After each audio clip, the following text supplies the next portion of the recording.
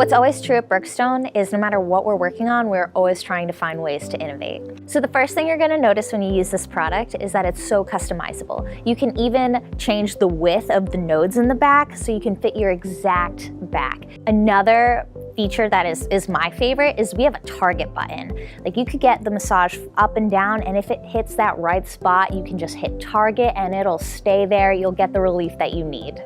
So we really focused on the internals when we were making this. We have shiatsu nodes that go on both directions. We have a rolling massage as well. And we even added heat. You have to add heat. We're Brookstone. We need to put everything we can into this massager. What's great about this one is it's very low profile. A lot of the other seat toppers, you can put them in your chairs, but they're hard to sit in. It's not something that you'd want to be sitting in for a long time.